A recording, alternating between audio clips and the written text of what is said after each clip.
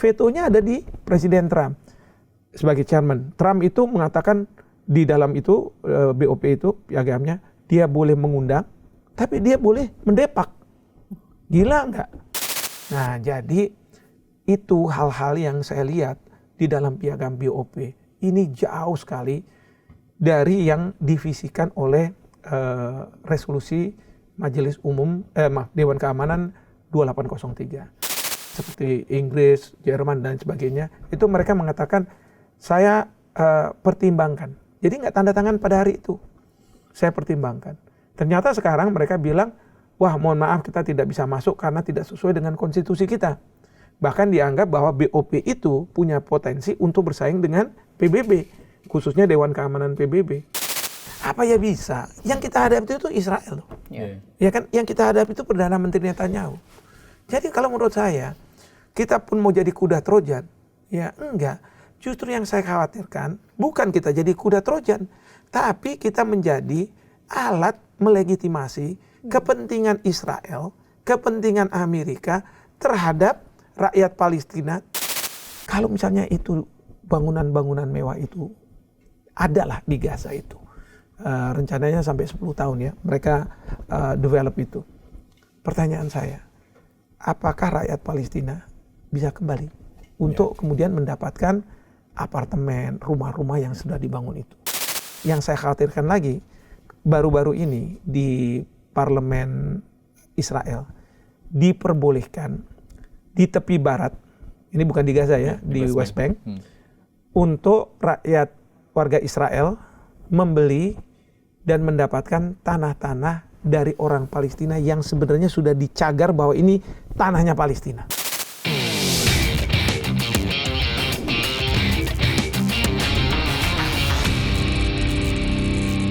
Halo Sobat iNews, balik lagi di Bikin Terang, dan kali ini bersama saya Fazila Kenisa dan juga saya Rizky Hasan. Nah, dan kita lagi ngomongin yang bahas yang rame-rame soal isu di luar negeri ya. Ya, isu geopolitik di luar negeri dan kaitannya dengan Indonesia. Nah, sudah hadir bersama kita di sini Prof. Hikmahanto Juwana, pakar hukum internasional. Terima kasih Prof telah bergabung di Bikin Terang dan semoga Prof bisa bikin terang ya Mas Rizky. Amin, Mbak Fazila sama Mas Rizky ya. Informasi-informasi yang tadinya gelap, semoga bisa lebih terang dengan lagi. yang disampaikan oleh Prof. Hikmahanto. Oke, kita ke mana dulu nih? Kita ke Board of Peace dulu ya. Ini lagi rame dibahas di media sosial gitu. Prof, soal keikutsertaan Indonesia di Board of Peace yang diinisiasi oleh Presiden Amerika Trump, kalau menurut pandangan Prof, apakah sudah tepat kita masuk ke sana? Atau bagaimana? Jadi gini, pertama yang kita perlu pahami adalah, ingat kan waktu Bapak Presiden ke Majelis Umum PBB, lalu menyampaikan pidato, itu di 2025 kan? Nah, setelah pidato itu, Bapak Presiden diundang sama Presiden Trump, dengan juga pemimpin-pemimpin Islam lainnya, yang sekarang disebut sebagai New York Club lah gitu ya. Nah, di dalam pertemuan itu Presiden Trump menyampaikan, ini nih saya punya 20 poin proposal untuk perdamaian di Gaza. Nah, rupanya kayaknya sih ya para pemimpin udah dapat lah briefingnya kira-kira gitu. Dan mereka bilang oke, setuju nih, bagus nih 20 poin ini. Nah, terus kemudian Presiden Trump juga sudah menyampaikan ke Netanyahu, Israel, dan kemudian lewat utusan khususnya Steve Witkoff ke Hamas gitu kan. Kelihatannya semua bilang oke, bagus deh, setuju gitu kan. Nah, setelah itu oleh Amerika Serikat dibawa ke Dewan Keamanan PBB ya, untuk dimintakan semacam di-endorse lah dalam bentuk resolusi Dewan Keamanan PBB. Nah, di situ setuju, kecuali ada 2 negara kalau saya tidak salah yang abstain, kalau nggak salah Rusia dan Cina begitu ya. Nah, tapi prinsipnya setuju dan itu keluar. Nah, itu yang dikenal sebagai resolusi 2803. Nah, dalam resolusi itu 20 poin proposal itu ditaruh di dalam lampiran, di dalam aneks. Nah, di dalam 20 poin itu Trump mempropose akan adanya yang namanya Board of Peace. Dan yang kedua adalah ada yang namanya International Stabilization Force. Jadi ini pasukan ini. Jadi yang di resolusi 2803 itu disebutkan bahwa mereka menyambut hadirnya yang namanya Board of Peace. Tapi sebagai transitional administration. Artinya sebagai pemerintahan sementara. Kan gitu. Terus juga ISF nanti tugasnya adalah melakukan demilitarisasi dan kemudian juga perlucutan senjata. Nah nanti kalau itu semua udah beres, baru nanti tentara Israel IDF akan mundur dari Gaza. Udah kan? Nah terus kemudian ada pertemuan Davos. Itu yang kemarin ini. Ya, Bapak Presiden juga hadir. Nah itu nggak ada berita tentang akan adanya penandatanganan piagam BOP. Nah tiba-tiba kita juga banyak yang terkejut ya, ada penandatanganan piagam BOP. Jadi piagam ini kayak anggaran dasar lah untuk BOP-nya itu. Oke, mungkin karena waktu yang mepet dan kemudian juga tidak bisa dilakukan kajian, Bapak Presiden ya itu disodorkan, mungkin ada seremoninya kan, disodorkan ya udah tanda tangan dengan pemikiran mungkin pada waktu itu sesuai dengan yang ada di dalam resolusi 2803 yaitu pemerintahan sementara. Tapi setelah piagam ini tersebar gitu kan, termasuk saya bisa mengakses gitu ya piagam ini, saya baca, waduh beda benar. Ya beda benar dengan yang ada di dalam resolusi, yang divisikan oleh resolusi. Apa yang paling krusial perbedaannya? Paling tidak ada 4 hal. Oke. Pertama adalah skopnya. Ternyata BOP yang dibuat oleh Trump ini, skopnya adalah bukan transisional, bukan transisi, bukan pemerintahan transisi, tapi bisa lebih lama. Dan yang kedua, tidak hanya berkaitan dengan Gaza. Kalau yang diresolusikan berkaitan dengan Gaza. Tapi di sini yang BOP dibuat oleh pemerintahan Trump itu nggak ada kata-kata Gaza. Jadi di situ dibilang pokoknya areas affected by conflict. Jadi wilayah-wilayah yang terdampak oleh konflik. Jadi dia akan punya peran BOP ini pada wilayah-wilayah yang terdampak oleh konflik. Wah ini kok jadi beda nih cerita, jadi lebih luas kan begitu. Lalu kemudian di situ juga yang kedua disampaikan bahwa struktur organisasinya, biasanya kalau organisasi internasional kan ada negara-negara yang menjadi anggota dan negara-negara itu diwakili oleh kepala pemerintahannya. Nah kalau yang dalam BOP ini enggak, ada yang namanya chairman, baru ada yang namanya kepala-kepala negara. Chairman ini lebih tinggi nih kedudukannya daripada kepala negara, kepala pemerintahan. Siapa itu chairmannya? Donald J. Trump. Di pasal 3 ayat 2 mengatakan seperti itu. Wih, gila saya bilang. Lalu kemudian Donald Trump itu berperan sebagai satu chairman, inaugural chairman, chairman pertama, dan yang kedua sebagai wakil dari pemerintah Amerika Serikat. Jadi Presiden Amerika Serikat lebih rendah daripada chairman. Termasuk ya tentu ya Presiden Indonesia, Presiden dari banyak negara kan begitu ya jadi anggotanya. Lah saya bilang ini organisasi internasional apa-apaan nih. Dalam pengalaman saya mengajar hukum internasional, meneliti dan sebagainya, termasuk organisasi internasional, nggak ada lembaga yang seperti ini. Waduh, kaget juga saya, ya kan? Nah, itu bahkan yang namanya chairman itu dia punya kekuasaan yang sangat luar biasa. Veto power juga luar biasa. Kalau di Dewan Keamanan PBB kan ada 5 negara, tapi negara. Bisa aja kan pergantian pemerintah dan sebagainya. Kalau ini enggak, chairman yang punya dan cuma sendirian. Jadi kalau misalnya kita dapat permanent seat gitu ya, kursi yang permanen gitu kayak misalnya di Dewan Keamanan PBB, itu bukan berarti kita punya hak veto, nggak ada sama sekali. Vetonya ada di Presiden Trump sebagai chairman. Trump itu mengatakan di dalam itu BOP itu piagamnya dia boleh mengundang, tapi dia boleh mendepak. Gila nggak? Semua kalau keputusan harus ditentukan secara mayoritas oleh anggota dari BOP. Dengan catatan ada persetujuan dari approval dari chairman. Nah, gimana saya bilang? Powerful banget. Powerful sekali. Belum lagi di situ disebutkan bahwa negara-negara kalau mau lebih dari 3 tahun berada di BOP itu, maka harus menyumbang 1 miliar US dollar. Wow. Ya kan? Nah, kita juga nggak tahu nih 1 miliar US dollar ini apakah untuk Gaza, Kalau misalnya ada yang meresolusikan Gaza, atau untuk yang keperluan lain, kan kita nggak tahu. Belum lagi ditambah lagi, kalau saya lihat, chairman itu yang bisa menentukan kapan akan dibubarkan ini BOP.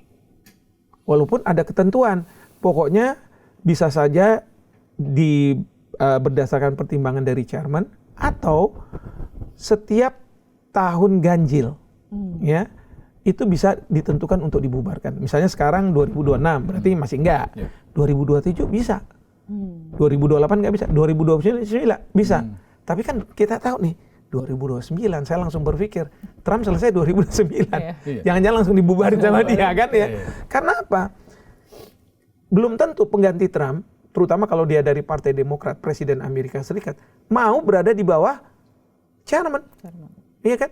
Belum lagi, sekarang ini Trump mempunyai power, katakanlah chairman itu punya power. Karena dia adalah Supreme Commander dari Angkatan Perang Amerika Serikat sebagai presiden. Coba sekarang kalau dia sudah tidak lagi jadi presiden, apakah dia akan jadi Supreme Commander sebagai chairman? Kan nggak mungkin. Nah, jadi itu hal-hal yang saya lihat di dalam piagam BOP ini jauh sekali dari yang divisikan oleh resolusi Majelis Umum Dewan Keamanan 2803. Oleh karena itu, misalnya waktu Prancis diminta untuk ikut, Prancis sudah langsung bilang, enggak, saya nggak mau ikut. Trump marah, saya kenakan 200% tarif katanya gitu kan. Kanada kan udah diundang. Kanada awalnya udah mau masuk, tapi waktu di Davos dia buat pernyataan yang mengkritik Amerika. Langsung sama Trump, udah dikeluarin, ya kan? Nah, banyak negara seperti Inggris, Jerman dan sebagainya itu mereka mengatakan saya pertimbangkan. Jadi nggak tanda tangan pada hari itu, saya pertimbangkan. Ternyata sekarang mereka bilang, wah mohon maaf kita tidak bisa masuk karena tidak sesuai dengan konstitusi kita. Bahkan dianggap bahwa BOP itu punya potensi untuk bersaing dengan PBB, khususnya Dewan Keamanan PBB. Karena dia menyelesaikan masalah-masalah konflik, perdamaian di berbagai belahan dunia. Nah kalau kayak gitu buat apa PBB? Ya kan? Nah kalau Trump ini kan ingin sekali dia mendapat Nobel Peace Prize. Yang dari Norway itu yang dia nggak dapat gitu. Jangan-jangan inilah yang dia bilang, biar saya aja yang bisa punya otoritas untuk menentukan bagaimana perdamaian itu dibentuk. Saya nulis di Surat Kabar Nasional ya, terinspirasi dengan pernyataan dari Raja Louis ke-14. Dia mengatakan gini, l'État c'est moi. Negara adalah aku adalah negara. Nah kalau Trump udah nggak negara lagi dia. Dunia adalah aku. Le monde c'est moi. Ya kan? Waduh saya bilang, gila kalau saya lihat dari BOP. Dan kemarin ini kan di Washington DC ada pertemuan BOP yang pertama kali, ya kan? Saya tadinya membayangkan bahwa pertemuan ini seperti pertemuan yang ada di Dewan Keamanan PBB. Negara-negara masing-masing akan mengatakan bagusnya kayak begini, ini begini, dan lain sebagainya. Nanti endingnya itu akan ada resolusi. Resolusi Dewan Keamanan PBB. Kemarin enggak. Trump bicara panjang lebar, bilang terima kasih ini, lalu mengatakan bahwa sekarang sudah ada komitmen sampai dengan 7 miliar US dollar gitu ya dari negara ini. Lalu kemudian ada nanti pasukan dari sejumlah negara termasuk Indonesia. Lalu kemudian juga ya menaikkan kepala negara, kepala pemerintahan yang hadir gitu ya. Lalu kemudian kepala pemerintahan, kepala negara yang hadir dikasih kira-kira waktu 15-20 menit untuk menyampaikan. Isinya apa? Ya semua memuliakan Trump. Wah Trump bagus, begini dan sebagainya. Yang kedua adalah ya kita komit dengan ini. Saya bilang ya ampun gitu. Yang lucu tuh ini ketika Israel bilang kita berterima kasih sama Trump. Karena berkat Trump dengan BOP ini, maka para sandera kita bisa kembali, baik yang hidup maupun yang meninggal kan gitu kan. Ceritalah macam-macam, ini karena semua Hamas dan sebagainya. Tanpa menyebut bahwa dia telah membunuh 70.000 orang di Palestina. Nah setelah itu, Perdana Menteri Pakistan yang menyampaikan, dia cerita bahwa di Gaza itu rakyat menderita sejak lama, mereka ini dan lain sebagainya, dan perlu untuk mendapatkan ya pengakuan lah sebagai sebuah negara. Saya bilang wah keren banget ini, berani-beraninya lawan kayak begitu kan. Nah jadi menurut saya di dalam forum itu ternyata apa ya, cuman bicara aja, cuman omon-omon tapi tidak konkret. Nah memang kemudian ada Mayor Jenderal Jasper namanya Jasper Jeffers, itu Mayor Jenderal Amerika Serikat yang ditunjuk sebagai komandan dari ISF. Pertanyaan saya, siapa lagi yang nunjuk? Apakah ini semua anggota atau jangan-jangan chairman lagi? Dan kelihatannya chairman yang nunjuk. Dan dia mengatakan bahwa ya kita akan siapkan pasukan dan lain sebagainya. Sudah ada dari Albania, dari ini termasuk Indonesia. Dan kemudian disebutkan bahwa Indonesia akan menjadi wakil komandan. Wah, deputy commander. Di Indonesia semua bilang, wah hebat ya kita nih. Dalam hati saya mati saya. Kenapa saya katakan kayak begitu? Karena mandat dari ISF, memang kalau kita lihat di dalam 20 poin proposal yang ada dalam resolusi 2803, bukan dalam rangka peacekeeping, bukan dalam rangka menjaga perdamaian, tetapi dalam rangka satu, demilitarisasi, kedua, perlucutan senjata terhadap Hamas dan senjata-senjata yang ada. Nah kalau misalnya seperti itu, kita jadi wakil komandan, itu kita nggak bisa bilang, saya pick and choose ya, saya cuma di bagian sebelah sini untuk kesehatan, untuk konstruksi saya nggak mau ketemu sama apa, nggak bisa lah. Kalau panglimanya bilang ini harus kayak gini, ini harus kayak gini, gimana? Harus ikut perintah. Kalau di tentara kan kayak begitu.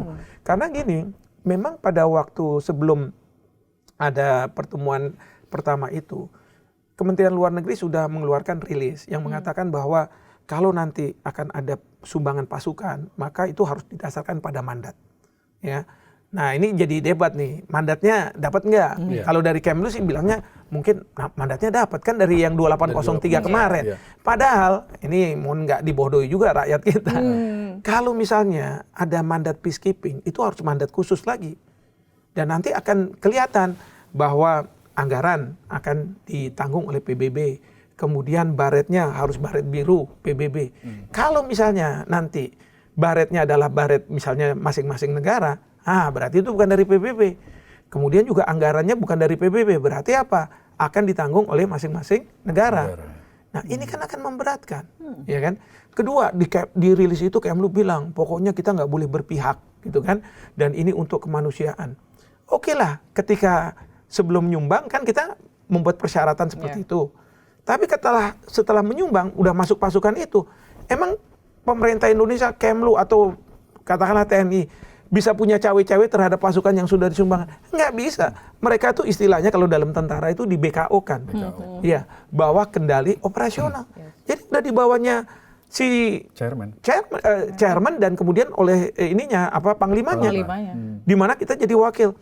Disebutkanlah di situ sama Jenderal Jaspers ini bahwa nanti Gaza ini panjangnya kayak gini, ini ada sektor 1, sektor 2, sektor 3, 4, dan 5.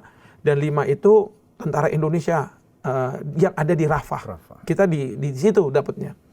Nah pertanyaannya adalah, kita ini cuma di perbatasan aja, seperti yang dikendaki oleh Osama Hamdan dari Palestina, bilang, waktu kita bilang kita akan kontribusi, boleh Indonesia boleh masuk, tapi di perbatasan aja ya, yang menjaga antara Israel dengan Gaza gitu kan. Jadi yang di garis kuning lah atau apa gitu ya, di sini. Nah, tapi ini ditaruh di sektor. Nah, saya nggak tahu ya, saya dengar katanya di Rafah itu justru banyak Hamas di sana. Jangan-jangan kita harus berhadapan dengan Hamas. Kalau kita berhadapan dengan Hamas, yang saya khawatirkan, saya masih respect sama Pak Prabowo jadi presiden. Takutnya rakyat ya tidak setuju dan itu akan menggerus legitimasi presiden di dalam negeri. Nah itu yang akan membahayakan. Nah jadi saya pikir gimana ya, ini kan jangan-jangan Israel sekarang udah masuk dan Israel selalu mengatakan jangan pernah berharap bermimpi bahwa di Gaza akan berdiri negara Palestina. Padahal kita bilang kita ikut dalam BOP itu, kita akan menyumbang pasukan itu dalam konteks bahwa di Palestina akan ada negara merdeka dan menuju pada two-state solution.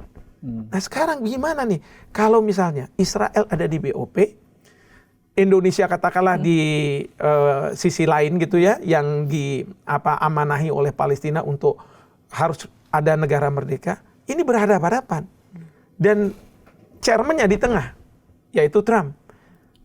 Maksudnya dari banyak pihak, dari ormas Islam yang pernah ketemu sama Bapak Presiden, atau misalnya para mantan Menteri Luar Negeri dan sebagainya, udah kita jadi kuda Trojan. Kita masuk aja dulu, lalu nanti kita rubah gitu. Saya bilang, aduh gimana ya? Saya bukannya nggak optimis ya, ya kecuali ada keajaiban, kan? Apa ya bisa? Yang kita hadapi itu Israel, ya kan? Yang kita hadapi itu Perdana Menteri Netanyahu. Jadi kalau menurut saya, kita pun mau jadi kuda Trojan, ya enggak. Justru yang saya khawatirkan bukan kita jadi kuda Trojan, tapi kita menjadi alat melegitimasi kepentingan Israel, kepentingan Amerika terhadap rakyat Palestina, terutama juga terhadap Hamas, terutama dalam rangka perlucutan. Ini kalau bahasa Jawa dibilang sebagai nabok, tapi pinjam tangan, nyilih tangan. Jadi Israel itu mau nabok Hamas, tapi nyilih tangannya Indonesia. Berarti seberapa besar kita akan dalam kondisi seperti itu kalau ngelihat tadi ini Prof jelasin gitu ya, dengan perbedaan sign piagam tadi dan dengan kondisinya BOP dan segala macam dengan Chairman Trump, seberapa persen Indonesia akan berada dalam posisi itu? Akan berhadapan dengan Israel dan kita bisa mempengaruhi begini. Saya sih ya persentase cuma 1% lah. Itu pun karena keajaiban ya. Miracles. Selebihnya kita akan ikut kan? Atau selebihnya mereka? kita jangan-jangan cuma ikut aja. Kalau saya lihat dalam pertemuan yang pertama itu, ya cuma sidangnya kayak begitu. Waduh, saya mohon maaf ya. Saya nggak yakin. Memang gini ya. Kalau kita lihat satu fakta untuk orang hukum, itu pasti bisa dilihat dari dua perspektif yang berbeda. Ya, ada yang pesimis, ada yang optimis. Dalam hal yang seperti ini mungkin saya pesimis, ada yang bilang optimis. Tapi kalau misalnya lihat rapat yang kemarin itu yang dilakukan yang pertama kali, udahlah saya minta ya beliau-beliau yang tahu mengenai masalah luar negeri, kira-kira kita optimis nggak bisa mengubah warna kebijakan dari apa yang diinginkan oleh Trump, apa yang diinginkan oleh Netanyahu. Karena Netanyahu akan menyampaikan kepada Trump, kan? Dan Trump itu kan sangat berpihak pada Netanyahu. Saya kok jadi khawatirnya ini ya, Prof, ketika pasukan Indonesia ditempatkan di Rafah, gitu ya, di mana di situ tempat Hamas, kemudian nanti ada demilitarisasi, kemudian perebutan senjata. Saya kok khawatir nanti akan terjadi bentrok ya. Itu. Jadi kayak diadu domba gitu. Betul, itu yang saya khawatirkan. Dan itu nggak baik untuk pasukan kita karena mereka mempertaruhkan nyawa. Dan kedua, yang Israel mau nyerang tapi pakai Indonesia kan, kita dimanfaatin. Betul. Dan yang kedua adalah bagaimana sikap dari rakyat kita. Marah kan sama pemerintahnya kalau kayak begini. Belum lagi, mana itu konsistensi kita terkait dengan paragraf pertama dari pembukaan Undang-Undang Dasar yang mengatakan bahwa yang namanya penjajahan harus dihapuskan dari muka bumi. Ya kan? Kalau misalnya seperti ini kan sama aja kita melanggengkan dan kita turut serta di situ. Apa benar seperti ini nih? Gitu. Dan saya khawatirkan nanti ini juga, Prof. Bagaimana pertalian kita warga Indonesia dengan warga di Gaza itu kan cukup kuat ya. Betul. Jadi warga-warga di Gaza itu kan punya harapan besar terhadap Indonesia karena kita sering membantu mereka. Betul. Gitu kan. Akan luntur gitu. Iya. Dan bukan salah satu tujuan kita juga untuk diberi amanah untuk membawa perdamaian itu kan bagi Gaza. Jadi gini ya, pada waktu ada keinginan pengiriman. Awalnya saya lihat dari apa? Media di Israel karena saya lihat kan, katanya media Israel bilang Indonesia akan menjadi negara pertama yang menyumbang pasukan, gitu kan? Nah setelah itu nggak berapa lama kemudian ada berita bahwa pimpinan TNI Polri diundang oleh Bapak Presiden. Setelah dari pertemuan itu Bapak Kasat mengatakan, oh iya kita akan menyumbang 8.000. Oh rupanya ini udah cocok nih. Ini kadang-kadang nih bangsa kita dapat informasi belakangan nih. Kita malah dapatnya dari Israel gitu kan. Nah 8.000 dan Bapak Kasat mengatakan pokoknya kita akan kirim korps medis, korps kesehatan dan kemudian dari ZENI. Kalau ZENI itu urusan untuk rekonstruksi dan lain sebagainya buat jembatan gitu kan. Oke, 8.000. Nah pertanyaan saya nih, kalau misalnya mandat dari BOP yaitu melakukan demilitarisasi dan pelucutan senjata, apa cocok nih yang kesehatan dengan Zeni ini, ya kan? Kan nggak mungkin. Mungkin Bapak Kasat masih berpikir, udah kita cuman di Rafah kayak kemarin waktu Pak Prabowo jadi Menteri Pertahanan kan kita kirim juga tuh korps kesehatan banyak itu, tapi di perbatasan antara Mesir dengan Gaza di Rafah itu. Nah di situ kita beroperasinya, kita menyembuhkan orang dan sebagainya. Mungkin saya pikir ke situ kan. Dan mungkin Pak Kasat juga mikirnya seperti itu. Tapi kan enggak, ini dapat satu sektor. Belum lagi Zeni itu kan urusannya rekonstruksi. Tapi pada waktu pertemuan di Davos setelah tanda tangan, itu menantunya Trump diberi kesempatan untuk mempresentasikan Gaza yang akan datang. Jared Kushner. Dia cerita, wah ini Gaza yang akan datang, ini hotelnya gede, ini mewah, resort dan lain sebagainya. Waduh, pokoknya keren lah. Oh, bisnis properti dong. Oh, iya, ya kan Trump kan kontraktor. Steve Witkoff yang jadi utusan khusus juga kontraktor. Jared Kushner juga kontraktor kan gitu kan. Jadi udah dibuatkan kayak gitu. Nah, sekarang saya berpikir, apa iya Zeni kita bisa dimintai bantuan untuk bangun kayak begitu? Kan nggak mungkin. Jangan-jangan karena di dalam pembangunan terhadap Gaza, rekonstruksi, itu ada fase-fasenya. Fase yang pertama adalah mengclearkan rebels dan lain sebagainya. Mengclearkan serpihan-serpihan, bongkahan-bongkahan. Lalu kemudian menutup tunnel-tunnel yang dipakai oleh Hamas gitu ya. Ya ampun, jangan-jangan itu yang ditugaskan ke pasukan kita. Kalau misalnya kayak gitu udah nggak benar. Ya, nanti kalau udah rapi semua, udah serpian-serpian habis serangan-serangan dari Israel udah dihilangkan semua, baru dibuang gede-gede. Ya, emang ngilangin kayak gitu nggak pakai duit, duit. Kali kontraktornya bilang ya udah, yang sana aja, kita nggak usah, kita langsung bangun. Udah gila kan? Belum lagi, kalau misalnya itu bangunan-bangunan mewah itu adalah di Gaza itu, rencananya sampai 10 tahun ya, mereka develop itu. Pertanyaan saya, apakah rakyat Palestina bisa kembali untuk kemudian mendapatkan apartemen, rumah-rumah yang sudah dibangun itu? Ya, mereka punya duitnya nggak? Ya, yang saya khawatirkan lagi, baru-baru ini di parlemen Israel diperbolehkan di tepi barat, ini bukan di Gaza ya, di West Bank, untuk rakyat warga Israel membeli dan mendapatkan tanah-tanah dari orang Palestina yang sebenarnya sudah dicagar bahwa ini tanahnya Palestina. Sekarang diperbolehkan. Artinya apa? Berdasarkan undang-undang ini, pemukiman yang tadinya Israel, Palestina, itu sekarang bisa masuk. Nah sekarang kalau di Gaza dibangun hal-hal seperti itu, katakanlah orang-orang dari Palestina tidak bisa membeli ya rumah atau misalnya menyewa. Lalu kan akan dibuka. Tawarannya ke siapa? Siapapun boleh. Yang pasti mau warga Israel. Belum lagi kalau pemerintahnya bilang, kalau kamu warga Israel, saya subsidi kamu kalau mau tinggal di sana. Artinya apa? Terjadilah pemukiman di Gaza, warga Israel. Kalau misalnya di dalam 20 poin Trump itu, di poin 19 itu dibilang bahwa nanti kalau suasana sudah kondusif, udah beres semua, maka rakyat Palestina bisa menjalankan hak untuk menentukan nasib sendiri. Katakanlah itu yang pas 10 tahun itu kan. Pertanyaan pertama adalah apakah banyak rakyat Palestina di sana? Yang kedua adalah jangan-jangan ada juga rakyat Palestina yang sudah merasa aman, sudah nyaman dengan apa yang dibangun. Udahlah, sama Israel aja juga nggak apa-apa. Kayak inget nggak Nes Daily itu yang content creator itu?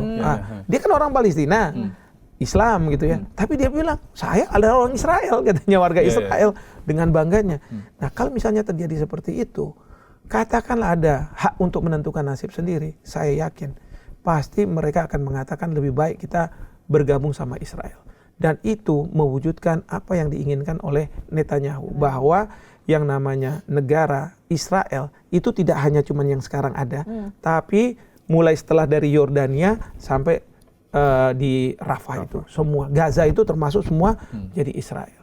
Nah kalau kayak begitu caranya kan sama aja, namanya penjajahan ya langgeng jadinya. Seperti itu. Prof, Anda melihatnya bagaimana sih peran diplomat Indonesia atau apapun lah ya yang memberikan informasi ke Pak Presiden Prabowo? Anda melihatnya gimana? Apa kurang maksimal atau informasinya terputus sehingga keputusan yang diambil ini banyak muncul tanda tanya gitu di masyarakat? Dan terkesan tergesa-gesa juga nggak sih Mas Rizky? Apa diplomat kita kurang atau gimana gitu, Prof? Itu juga karena saya masyarakat banyak juga tanda tanya dari saya. Prof aja bertanya-tanya, apalagi kita ya Mas Rizky Saya ya. bilang, ini Kemlunya kemana gitu kan? Misalnya di forum-forum seperti ini ya, di podcast atau di misalnya televisi gitu ya. Kadang-kadang saya berharap mana nih teman Kemlu saya gitu kan, kok nggak ada. Iya kan? Yang ada biasanya dari KSP gitu kan, yang bicara atau misalnya dari manalah begitu. Tapi nggak dari Kemlu. Padahal kan yang paling tahu mengenai masalah ini harusnya teman-teman dari Kemlu. Mereka sengaja nggak dilibatin atau seperti apa? Nah, ini pertanyaan bagus ini. Yang saya nggak bisa konfirmasi. Jadi, apakah tidak dilibatkan atau ada yang terputus, ya? Atau kalau misalnya dari pihak pegawai di Kemlu lah, para diplomat misalnya di situ, saya nggak yakin kalau mereka nggak sensitif terhadap masalah ini. Pasti mereka sensitif. Cuman tadi isunya, apakah akan dilibatkan? Apakah ada komunikasi yang terputus? Padahal Kemlu itu adalah institutional memory. Jadi dia adalah pengingat bagi siapapun yang menjadi presiden ya, untuk kalau mengambil kebijakan itu kita harus konsisten. Nah, Ya kan? Konsistensi itu dijaga oleh siapa? Oleh birokrat. Birokrat itu siapa? Ya mereka yang bekerja di Kementerian Luar Negeri, eselon 1 ke bawah. Kalau misalnya presiden, menteri, wakil menteri, itu boleh dibilang come and go. Mereka bisa masuk, paling banter 5 tahun, paling banter lagi 10 tahun kalau misalnya di 2 kali gitu ya. Tapi setelah itu kan udah keluar, nggak bisa lagi. Udah diganti dengan yang lain. Tapi yang menjaga kebijakan supaya tetap konsisten adalah para birokrat. nah, Padahal ini ranahnya mereka juga betul. ya. Nah, itu kan tadi Prof bilang menjaga kebijakan di luar negeri katakanlah. Kan by memory ya, kita kan tahu bagaimana Israel. Iya kan? Israel banyak yang menyebut juga Israel adalah sebuah kalau bisa dibilang negara ya, negara yang suka mencaplok daerah lain. Betul. Kenapa nggak berkaca di situ? Gitu? Nah itu saya juga nggak tahu. Kalau dari teman-teman Kemlu sih saya yakin banyak yang paham, yang tahu dan selalu ingat mengenai masalah ini. Dan mereka juga tahu paham tentang pasukan perdamaian itu ketika kita menyumbang itu kriterianya harus apa dan lain sebagainya. Mereka pegang semua itu. Tapi pertanyaan kita, apakah dilibatkan atau ada komunikasi yang terputus sehingga apapun masukan itu nggak sampai kepada presiden begitu. Itu yang saya nggak tahu, saya nggak bisa verifikasi. Ya, tapi kan presiden kemarin sempat mengundang ormas-ormas gitu kan untuk memberikan masukan. Yes. Kemudian selesai ketemu dengan presiden gitu kan, banyak beberapa orang yang kemudian tadinya ngomongnya begini kok sekarang agak bergeser gitu ya. Termasuk para Menlu, pengamat internasional kan ya, mantan. Saya diundang juga. Ya kan? Nah, saya diundang, tapi saya takut berubah jadi. Baru nggak datang. Nggak datang ya. Tapi waktu diundang, undangannya apa itu, Bro? Iya. Ya undangannya untuk berdiskusi tentang masalah Palestina yang akan difasilitasi oleh Bapak Presiden, gitu. Prof kenapa nggak datang, Prof? Berarti kayaknya Marzi. Ini langsung freeze kita. Langsung freeze. Nggak ada kegiatan lain. Cari aman aja programnya. Tapi ya selain ada kegiatan lain juga saya sebenarnya gini ya. Saya takut gitu ya, kekhawatiran saya karena sebelumnya kan Ormas Islam udah masuk ke sana dan MUI yang tadinya menolak akhirnya juga menerima. Saya khawatir juga, jangan-jangan akhirnya saya harus menerima dan itu nggak sesuai dengan nurani saya. Gini tapi juga Prof sendiri ya. Tapi harus ingat ya, saya ini bukan oposisi. Ya, saya ini akademisi. Jadi pandangan-pandangan saya ini tentu didasarkan pada ilmu yang saya pahami, yang saya punya. Ya. Nah, untuk merubah pemahaman saya berdasarkan ilmu ini tentu sulit gitu kan. Nah, tetapi ya itu tadi saya bukan oposisi, artinya kalau pemerintah toh akhirnya misalnya tetap mau ada di BOP, ya monggo aja, saya nggak bisa apa-apa. Kalau misalnya pemerintah mau nanti menyumbang tetap pasukan, ya saya nggak bisa apa-apa. Yang penting saya sudah menyuarakan.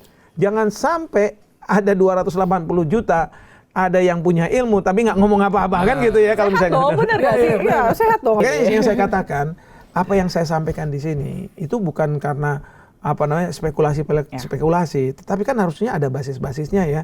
Saya misalnya lihat BOP, saya kan nggak kemudian BOP begini-begini tanpa lihat piagamnya. Saya lihat pasal-pasalnya, saya pelajari pasal-pasalnya, ya kan. Satu, terus kemudian saya lihat misalnya tren pada waktu Trump dilantik untuk yang kedua kali ya, masa presiden yang kedua kali. Itu sebelum dilantik, dia sudah mengirim yang namanya Steve Witkoff sebagai utusan dia di Timur Tengah. Dan kalau misalnya masih ingat, bisa di Google, pada waktu itu Steve Witkoff bilang, nanti akan ada 2 juta rakyat di Gaza yang akan dikeluarkan. Dan karena kita mau rekonstruksi, dan kita berharap negara-negara muslim mau menerimanya. Pada waktu itu yang namanya kita nih, ya Allah, alhamdulillah kita bisa solidaritas membantu rakyat Palestina. Saya pada waktu itu keras saya bilang, saya bilang, aneh, 2 juta dikeluarkan. Berarti apa? Ini kan sama aja mengosongkan Gaza. Padahal bagi suatu bangsa, yang penting itu adalah tanah. Ya kan, tanah air. Maka kalau lagu kebangsaan kita, Indonesia, tanah airku kan? Tanah, gitu kan? Tanah dan airku. Nah ini mau dikeluarkan 2 juta, gimana ceritanya? Waktu itu saya katakan, saya keras begini. Ya teman-teman yang mungkin ormas Islam yang tadinya setuju mikir juga, iya bener juga ya gitu ya, berubah. Terus kedua, setelah itu gagal, ya kan 2 juta itu gagal, ada keinginan agar dievakuasi orang-orang Palestina yang terluka, dan itu ada ke Indonesia itu 1.000 orang, ya 1.000 orang dan lain sebagainya. Waduh, kan bagus ya sebenarnya kan. 1.000 orang pergi, ya itu kan nggak mungkin yang luka-luka sendirian, pasti sama kerabatnya sama ini, mungkin 3-4 orang. Jadi sebenarnya bukan 1.000 yang keluar, mungkin bisa 3.000-an, 4.000 orang, ya kan? Dan itu 5 negara termasuk Indonesia. Saya lihat nih di media Israel, dia bilang katanya gini, Netanyahu minta ke siapa? David Barnea, kepala Mossad atau siapa Mossad, supaya minta ngomong sama Steve Witkoff, bicara ke negara-negara yang sudah mau terima, segera terima itu, nanti dikasih insentif gitu kan. Waduh, udah itu malah masalah ini kan, perdagangan lagi rame kan, yang kita dikenakan sekian persen. Jangan-jangan insentifnya ini lagi tarif-tarif turun ini kan, bahaya juga. Bisa juga. Saya waktu itu bicara keras, nggak bisa gini. Kenapa dilakukan 2 hal ini? Karena Israel kan ingin supaya Gaza itu kosong dari orang-orang Palestina. Sebenarnya maunya sih kosong dari Hamas. Tapi Hamas itu siapa? Pejuang-pejuangnya yang sekarang. Tapi ingat, mungkin Israel bilang, iya sekarang pejuangnya dihabisin, tapi kan dia punya anak. Nanti anaknya jadi pejuang, ya kan? Anak-anaknya sekali matiin. Nanti siapa lagi yang harus dimatiin? Anak dimatiin, ibu-ibunya kan bisa melahirkan anak. Ya di pejuang-pejuang matiin juga. Jadi sampai sekarang diakui oleh Israel 70.000, dan kebanyakan adalah perempuan dan anak-anak yang ditembakin, dihabisin itu 70.000. Maka dunia ini berteriak, mereka bilang bahwa ini sudah mengarah ke genosida. Itu nggak hanya warga di negara-negara Islam, di Inggris, di Amerika, semua dan sebagainya. Memang elit politiknya awalnya bilang enggak, termasuk Amerika kan, bahkan suara itu disuarakan di universitas di Harvard dikasih sanksi sama Trump dan lain sebagainya. Tapi kalau di negara-negara lain kuat. Akhirnya apa? Itu yang membuat kayak Prancis, kemudian juga Inggris, Spanyol dan lain sebagainya, akhirnya mengakui Palestina sebagai sebuah negara. Ya walaupun nggak cukup, karena Israel nggak mengakui, ya masih belum bisa jadi itu. Tapi udah berubah seperti itu. Bahkan juga Afrika Selatan mengajukan gugatan ke Mahkamah Internasional terhadap Israel, karena 2 negara ini kan ikut dalam namanya konvensi terkait dengan genosida. Dan menurut Afrika Selatan bahwa apa yang dilakukan oleh Israel ini sudah mengarah ke sana. Nah ini sekarang masih berproses, masih lama. Belum lagi ada International Criminal Court (ICC) yang sudah mengeluarkan surat penangkapan terhadap Netanyahu dan ada menteri-menterinya, tapi juga sebenarnya juga terhadap Hamas, ya.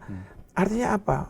Memang semua sudah mengarah bahwa apa yang dilakukan oleh Israel ini itu sudah mengarah ke genosida, kejahatan terhadap kemanusiaan. Nah, jadi Israel melakukan itu kan dapat kritikan. Tapi kalau misalnya ada ide keluarkan 2 juta, kan bagus kan gitu kan? Oh, disambut lagi kan? Apalagi kalau misalnya orang-orang yang luka yang dikeluarkan, kan manusiawi sekali. Dalam hati saya, ya Allah, jangan pula kita ini naif-naif juga gitu kan? Nah, itu jadi termasuk salah satunya ke Indonesia ya waktu itu ya. Waktu itu salah satunya ke Indonesia. Bahkan udah disiapkan mau di mana itu di Batam, di Batam yang dulu pernah Pulau Galang ya, tempatnya COVID itu ya, pernah di situ katanya. Aduh, saya sampai agak marah juga tuh kalau misalnya seperti itu ya. Saya bukannya apa-apa kalau misalnya masa sih kok kita mau ya dibodohi gitu ya sama nggak tahu nih apa Israel ataupun teman-temannya Israel gitu. Okay. Tapi kalau misalnya tadi kita ngeliat kalau dijelasin Prof, kayaknya berat banget ya keikutsertaan Indonesia dalam Board of Peace yang versi Trump ini gitu ya. Dengan tadi pasukan kita yang kekuatan dari pasukan kita juga dan dampak dari agreement-nya gitu. Menurut Prof kita bisa mengundurkan diri nggak? Kalau itu memang merugikan kita secara masif ya dan sampai bikin Indonesia makin lemah di mata dunia. Iya, sangat bisa. Jadi sebelumnya saya kasih tahu ya, keanggotaan kita itu kalau saya lihat di pasal 11 dikatakan bahwa keanggotaan kita itu kalau misalnya kita udah tanda tangan sudah langsung jadi anggota. Padahal kalau biasanya perjanjian internasional untuk misalnya membentuk organisasi internasional kita tanda tangan ya, lalu kemudian bawa ke DPR untuk diratifikasi. Kalau DPR bilang oke, baru kemudian ada proses kita deposit lah ke satu negara atau kita exchange untuk kemudian baru berlaku efektif. Kalau ini enggak, di pasal 11, ini kacau juga dalam hati saya ya, kita dijebak di sini. Pasal 11 mengatakan kalau kita sudah tanda tangan, maka kita secara sementara sudah mengakui ketentuan-ketentuan yang ada di dalam piagam BOP. Nah, nanti kalau misalnya ada pengesahan dan kemudian katakanlah dalam proses pengesahan itu kita nggak dapat pengesahan itu, ya boleh kita keluar dari situ karena kita nggak dapat pengesahan. Maka sekarang ini kita sudah jadi anggota. Nah, apakah nanti bisa keluar? Bisa. Nah, caranya nggak usah kita bilang kami keluar Trump gitu, nggak usah. Tapi kita pergi ke DPR bilang mohon maaf ya, kita nggak bisa terima nih karena terlalu riskan. Nah nanti tinggal kan Bapak Presiden bilang mohon maaf ya Trump, bukan saya nggak mau. Bisa tapi kan DPR. Nah bisa nggak, Prof? Iya, mudah-mudahan bisa. Tapi dengan catat ya mudah-mudahan Bapak Presiden nggak terlalu dekat banget sama Trump gitu ya. Kan saya sedih juga nih Trump itu merasa wah ini saya sahabat saya nih udah dipuji-puji kan? Tapi kemudian ada piagam itu saya kasih Trump ke Bapak Presiden, udah mati saya ini kurang ajar banget saya Trump nih ya, marah sama Trump itu kok kayak disuruh pegang ya Allah saya bilang aduh. Tapi tadi ada kata Prof misalnya dijebak, berarti dalam penandatangan itu Indonesia beneran kita dijebak atau? Iya, nggak sendirian kita. Banyak negara yang dijebak. Nah, maksud saya gini loh, sebelum penandatanganan itu, apa delegasi Indonesia nggak ada yang baca dulu gitu? Apa nggak ada yang bisikin Pak Presiden, Pak ini ternyata Pak pasal 11 Pak, pasal 11 nah gitu kan? Jadi gini, kan yang saya tadi katakan, acaranya kan di Davos itu ya acara tahunan antara wakil pemerintah dengan para pengusaha lah gitu ya, ke depan gimana ekonomi dan lain sebagainya. Nah waktu itu Trump bilang ya saya mau hadir. Tiba-tiba nggak ada cerita tentang mau ada penandatangannya, tiba-tiba mungkin dibajak itu acara, diambil sesinya, oke kita kumpul kan sekarang ini banyak kepala negara, kepala pemerintahan udah datang. Nah langsung disodorin, karena apa? Kalau saya nggak salah, saya baca di berita itu Pak Menlu Sugiono bilang bahwa oh ya kita waktu itu agak sedikit diburu-buru kan gitu.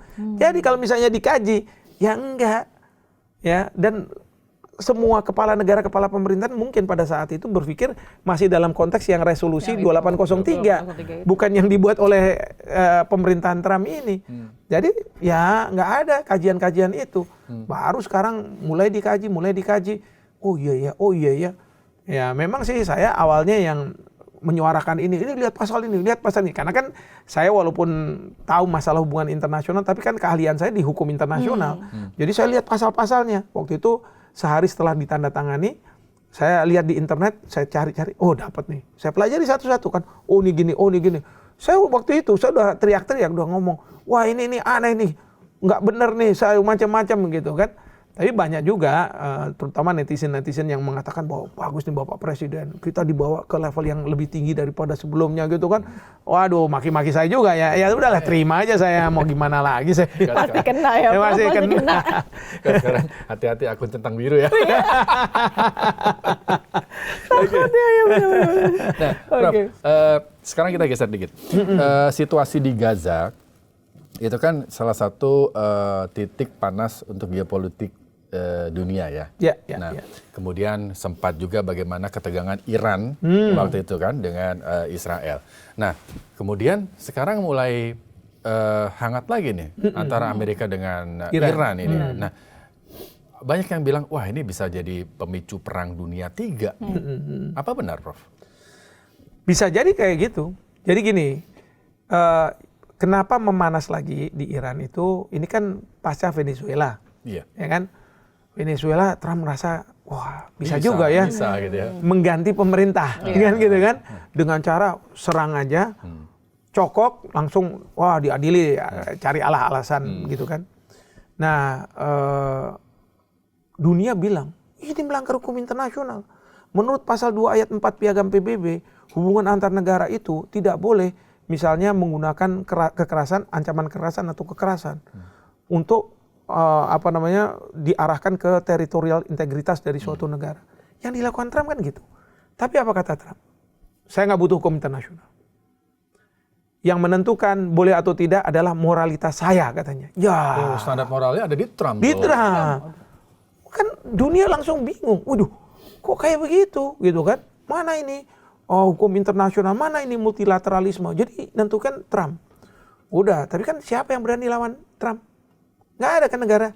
Udah, mungkin Trump merasa posisinya, wah ini bagus nih, nggak ada yang lawan. Nah, kebetulan ini ada masalah di Iran. Awalnya kita tahu ada demo anti terhadap pemerintah di sana kan.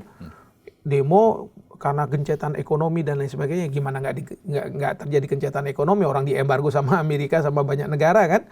Nah, akhirnya demo itu besar, terus kemudian ditangkepin, ada yang ditembak, ada yang mau digantung gitu kan. Nah, mungkin Trump melihat, wah ini ada celah untuk saya bisa masuk nih, ya entry point. Maka dia bilang, itu kalau misalnya ya pimpinan Iran, kalau kamu sampai gantung, saya akan serang kamu. Wah, siapin, ya kan? Nah, di sini Netanyahu ngerasa sur juga nih. Wah, kenapa? Karena ngomong sama Trump, serang aja. Supaya apa? Supaya terjadi pergantian pemimpin. Nah, yang satu lagi yang merasa sur juga, yaitu anaknya Reza Pahlavi, anaknya Syahiran, yang mengatakan bahwa, ya nanti kembalikan ke saya. Kalau saya nanti jadi pemimpin di Iran, maka satu, saya akan punya hubungan baik dengan Amerika dan Israel. Kedua, pengayaan uranium akan saya stop. Pembuatan senjata nuklir akan saya stop gitu kan. Jadi dengan harapan nanti diinstal ke situ. Nah ini kemudian udah siap-siap mau serang, bahkan udah sampai D-Day-nya udah mau hari itu, Trump tiba-tiba bilang nggak jadi. Bener-bener nih saya bilang nih kan, bukan Amerika Serikat, bukan kabinetnya yang ngasih tahu, dan pokoknya Trump. Jadi kali dia bangun tidur, kayaknya nggak bagus, udah nggak usah. Itu yang bikin harga emas naiknya. Apa gara-gara waktu itu kan naik ya kan, naik banget. Naiknya sampai 160 sekian ribu per gram. Iya. Itu dalam 10 tahun terakhir tuh tertinggi. Sejarah. Dan tiba-tiba langsung turun. Nah langsung turun. Tapi waktu itu kan nggak jadi. Sekarang mulai lagi nih. Iya. Ya kan? Karena Trump bilang, oke, sekarang udah nggak demonstrasi lagi. Sekarang deal, kesepakatan yang harus disepakati antara Amerika Serikat dengan Iran terkait dengan pengayaan uranium dan senjata nuklir lah gitu kan. Nah, mereka deal. Negosiasinya juga lucu juga. Nggak mau ketemu harap-harapan Iran. Ya, jadi Steve Witkoff ketemu sama dari pihak Oman. Nanti Iran ke pihak Oman. Jadi yang pihak Oman nanti ngomong ke sini, ngomong ke sana gitu ya. Pokoknya prosesnya agak aneh juga. Tapi ya sudahlah, berproses. Lalu Trump bilang kemarin nih, kalau nggak salah seminggu 2 minggu yang lalu ya. Dia bilang, pokoknya kalau nggak deal, maka saya akan serang. Dan orang berpikir hari Sabtu akan ada penyerangan. Maka harga emas naik. Nah, iya, benar. Kalau sama beliau, pokoknya kita bicara harga emas. Soalnya dipantau terus harga emas kan gitu. Dan belajar nih. Jadi kalau ada kayak begini nih, kayaknya naik gitu kan. Tapi kan sekarang turun lagi nih. Karena apa? Trump bilang, udah nanti dulu. Katanya kita kasih kesempatan. Tinggal dikit lagi nih katanya. Jadi mungkin dikasih waktu sampai 15 hari. Ya, tapi kita nggak tahu. Tapi kalau di Amerika itu ada istilah TACO. TACO itu namanya singkatan dari Trump always chicken out. Ujung-ujungnya dia nggak berani katanya, pengecut juga dia gitu. Gertaknya aja kencang gitu kan. Nah itu sampai kayak begitu. Oke. Nah dari situasi yang sekarang ya Amerika dengan Iran, negara mana yang diuntungkan? Yang pasti Israel lah. Ya, Israel. Dan Israel itu kemarin kan sebelum pertemuan BOP Netanyahu udah ketemu sama Trump. Dan Netanyahu bilang saya ini dengan Trump ini udah paling banyak kunjungan saya ke Amerika Serikat. Dan Netanyahu menginginkan agar di Iran itu terjadi pergantian kepemimpinan supaya tidak lagi menjadi momok ya bagi Israel. Karena apa? Selama ini Iranlah yang memberikan amunisi, memberikan ya macam-macam ke Hamas. Hamas menyerang ke Israel. Jadi bayangkan ke depan nanti Israel itu menang banyak. Pertama adalah dia tidak akan mendapat lagi serangan-serangan ke Israel. Karena apa? Hamas katakanlah kalau misalnya BOP sukses ini dengan ISF-nya akan dilucuti senjatanya. Lalu kemudian yang kedua, kalau misalnya memang berhasil serangan Amerika ke Iran dan ada pergantian rezim di sana, maka sudah tidak ada lagi ya dari misalnya Hezbollah yang juga difasilitasi sama Iran atau dari Yemen ini ya itu juga ada kan. Nah itu udah tenang nih Israel. Nah kalau yang pertama adalah dia tenang nggak dapat serangan, yang kedua tahapan berikutnya adalah bagaimana Israel itu bisa mengembangkan wilayahnya itu yang sekarang diklaim sebagai punyanya rakyat Palestina, itu akan punyanya Israel. Tapi sebanding nggak kekuatan militer antara Amerika dan Iran? Oh kalau misalnya sebanding ya tidak sebanding lah ya. Karena Amerika pasti besar. Tapi kan masalahnya nggak bisa semua pada saat yang bersamaan kekuatan militer Amerika dibawa semua ke dekat Iran gitu ya. Nah sekarang ini kan sudah datang 2 kapal induk. Kalau yang kemarin itu memang sudah 1 kapal induk tapi nggak jadi katanya Trump karena nunggu 1 kapal induk lagi kan gitu kan. Nah kalau misalnya 2 kapal induk lalu kemudian dia akan melakukan serangan-serangan udara ya mungkin aja bisa berhasil. Tapi Iran sudah mengatakan Ayatollah saya nggak takut dengan kapal induk itu karena kemampuan dari mungkin angkatan laut Iran itu bisa menenggelamkan kapal-kapal induk itu. Nah, Prof ini yang menarik juga. Pak Prabowo sempat bilang posisi politik luar negeri Indonesia non-blok itu tidak menjamin Indonesia aman ketika perang dunia ketiga meletus gitu. Apa benar? Ya sebenarnya sih beliau ingin menyampaikan dalam skenario ada 2 negara besar yang berbenturan begitu ya. Misalnya tadi kan ditanya kalau misalnya serangan Amerika ke Iran bisa nggak menjadi perang dunia ketiga? Ada kemungkinan karena kemarin itu pesawat-pesawat pengangkut besar Rusia itu udah masuk ke Iran pada waktu ya Trump juga menyiapkan itu. Ini kalau saya lihat berarti kan ini mungkin nggak cuman Iran lawan Amerika tapi Rusia lawan Amerika. Belum lagi nanti Cina mungkin. Ya kita nggak tahu nih. Kalau seperti itu ada 2 kekuatan yang kuat ini berbenturan ya pastilah akan terjadi perang dunia ketiga. Nah dalam situasi seperti itu, senario seperti itu menjadi pertanyaan nih bagi Bapak Presiden mungkin apakah kalau kita non-blok, kita akan aman-aman aja? Seliweran, sup, ya. Atau misalnya penggunaan senjata nuklir. Nah, ada salah satu yang menggunakan, kemudian dibalas lagi. Pasti juga kita akan kena, kan gitu kan. Mungkin pertanyaan itu akan mengarah bahwa kita harus berpihak kepada salah satu kekuatan. Siapa kira-kira kita akan berpihak ke? Nah kalau sekarang nih yang saya lihat, kalau mungkin zaman Pak Jokowi mungkin ke Cina gitu kan, kalau sekarang ke Amerika. Karena kedekatan itu yang dengan Mungkin, ya. Dan itu banyaklah saya lihat banyak konsesi yang kita berikan ke Amerika, termasuk yang sekarang ini kan masalah perdagangan, ya, ART itu Agreement on Reciprocal Trade itu banyak loh yang kita itu diminta ya oke. Karena apa? Sebenarnya harusnya negosiasinya tuh kan tentang tarif aja. Dari 32 ke 19, katakanlah gitu.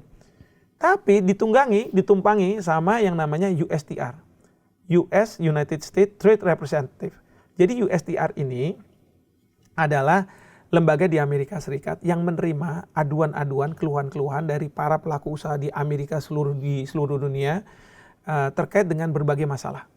Ya, nanti diterima, terus kemudian dikelompokkan, terus kemudian bernegosiasilah dengan pemerintah yang dikomplain lah gitu. Sehingga kan posisi tawarnya sejajar ketimbang kalau misalnya pelaku usaha dengan pemerintah kita. Nah, itu yang kemudian kan ada pemerintah Indonesia keluhan-keluhan ini. Nah, itu yang terus disampaikan, dinegosiasikan. Itu bertahun-tahun kita masih gagah, nggak mau gitu kan. Pokoknya misalnya terkait dengan data sekarang itu boleh dikirim ke Amerika kan? Data warga negara ya. Data warga negara itu ceritanya ada gini nih.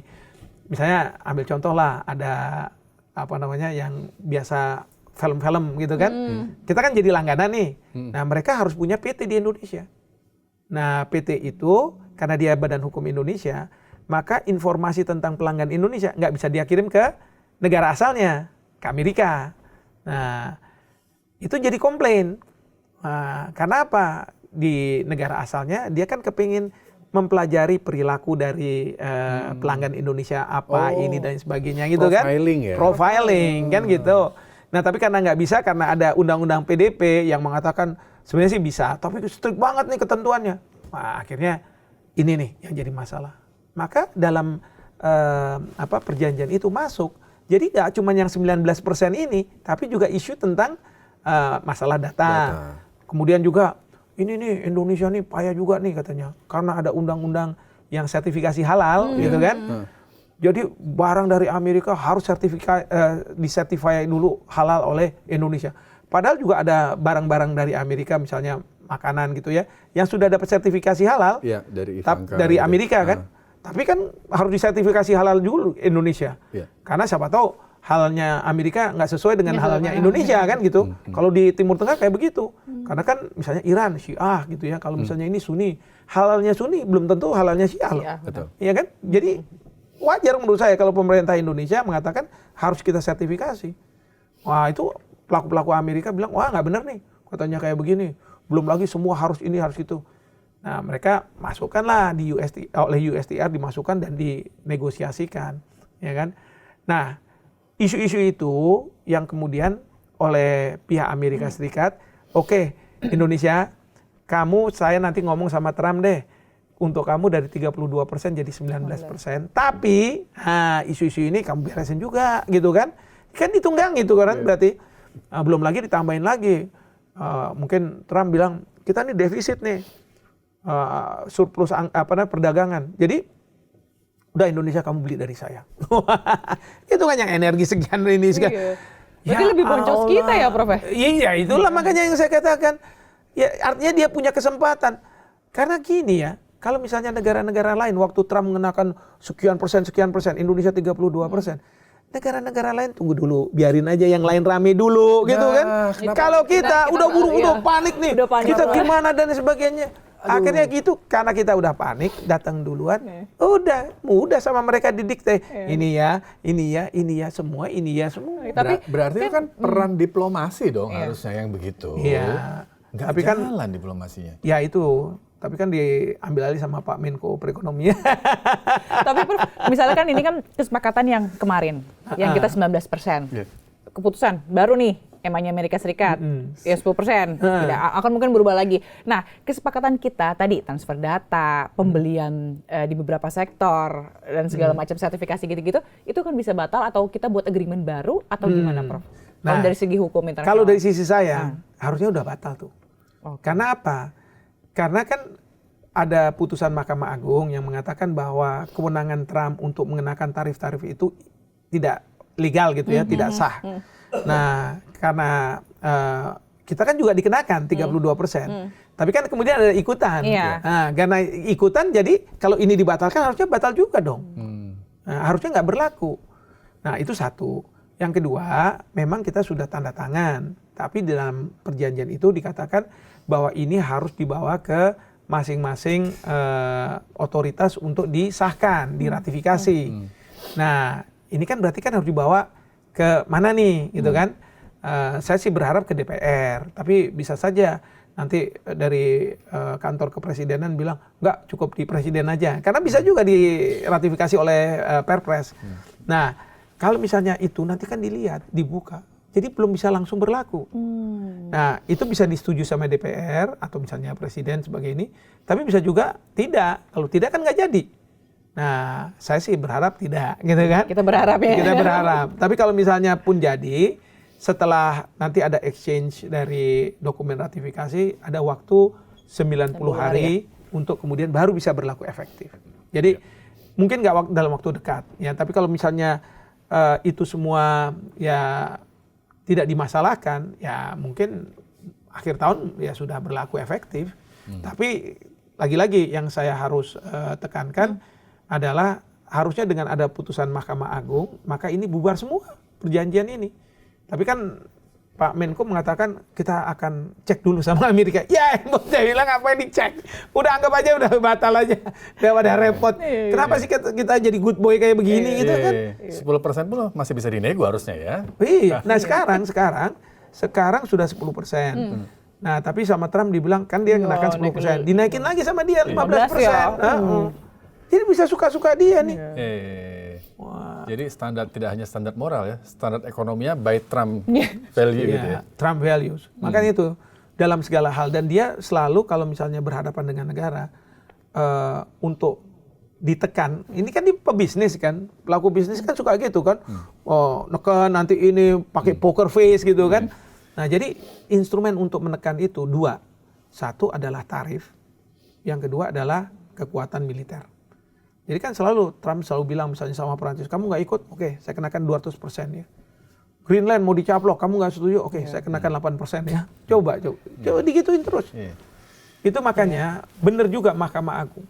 Mereka memutuskan bahwa ini bukan kewenangan dari presiden. Ya. Nah, sekarang kita tinggal tunggu nih. Ya, tadi kan kesadaran dari Mahkamah Agung, kesadaran dari rakyat Amerika. Jangan-jangan Trump nanti di-impeach. Karena kan kemarin ada itu yang di Minnesota itu yang ditembak mati ya, ICE itu ya. Nah, terus kan banyak rame, terus kemudian banyak masalah-masalah juga di dalam negeri. Belum lagi sekarang ada Epstein Files dan lain sebagainya yang di Amerika jadi masalah dan kemudian merucutnya ke Trump gitu ya. Nah, jadi sebenarnya Trump ini di dalam negeri dia goyah. Ya kan? Di luar negeri juga goyah. Buktinya negara-negara sekutunya udah nggak bilang kita sekutu lagi. Kamu gimana sekutu? Kamu ngenang-ngenain saya juga persentase. Bahkan Greenland aja kamu caplok katanya kan gitu kan? Pokoknya harus patuh kata Prabowo. Jangan mau dipengaruhi antek-antek asing. Ya kan, Prof? Setuju kan, Prof ya? Iya dong. Benar, Bapak Presiden tuh udah ngomong kayak gitu udah benar 100%. 1000% saya dukung. Jangan kita mau tunduk pada antek-antek asing. Ada pertanyaan terakhir? Udah. Saya pertanyaan terakhir. Oke. Kayak panjang nih, Prof ya. Tadi kan kita ngomongin soal bagaimana aktivitas Indonesia di kancah internasional gitu ya. Ini kan nggak lepas dari peran yang namanya Kementerian Luar Negeri. Kalau menurut Prof, bagaimana sosok Menlu kita, Prof? Ups. Nge-freeze lagi nggak nih, Prof, jawabnya? Ini ya susah juga. Saya susah menilai ini ya. Tapi gini. Paling nggak perannya dalam setahun ini. Ya. Kenapa saya katakan saya sulit untuk menilai? Karena kita ini punya bukan menteri luar negeri, tapi presiden luar negeri. Karena lebih sering ke luar negeri presiden Bukan, daripada menunya. presiden lah yang menentukan kebijakan luar negeri. Bukan di level menteri yang kemudian menyampaikan kepada presiden. Iya kan? Jadi saya melihat Bapak Presiden ini punya passion yang sangat luar biasa dengan isu-isu luar negeri. Ya, which is bagus menurut saya. Karena beliau masa kecilnya pernah di luar negeri lama. Jadi kemudian juga bacaan-bacaan beliau juga dari luar negeri. Sehingga saya melihat bahwa pemahaman beliau ya itu bagus tentang masalah-masalah luar negeri. Cuma ada cumanya. Perspektif Indonesianya kan beliau nggak paham betul, ya. Perspektif Indonesianya itu ya kan beliau bukan diplomat, bukan ini dan sebagainya. Oke, punya passion terkait dengan luar negeri, tapi perspektif Indonesianya gimana nih? Nah, perspektif Indonesia itu harusnya dipegang oleh Kementerian Luar Negeri. Nah, tapi mungkin beliau juga nggak mau kalau misalnya Menteri Luar Negeri itu sangat kuat, sehingga apa? Saya mau lakukan ini, jangan Bapak. Saya lakukan gitu, jangan Bapak, jangan terus nih. Beliau mungkin saya maunya kayak begini, ya, kondisikan. Nah, siapa yang bisa mengkondisikan itu adalah ya tentu orangnya beliau ya, Pak Menlu, Ya, kan tapi gitu. kan Pak Menlu kan orangnya beliau, tapi kenapa selama ini kayak tadi nggak dilibatin juga? Dilibatkan tapi Maksudnya, untuk kementeriannya. mengkondisikan kan gitu kan. Nah, jadi teman-teman Kemlu mengkondisikan gimana nih, susah nih kayak ini dan sebagainya, ya kan. Jadi itu yang menurut saya, makanya saya katakan saya sulit untuk menilai kepiawaian dari Pak Menlu, ya karena kecuali kalau misalnya semua sama lah ya. Memang pada satu titik kita punya presiden seperti Pak SBY, seperti Bung Karno, ya yang punya passion juga terhadap masalah-masalah luar negeri.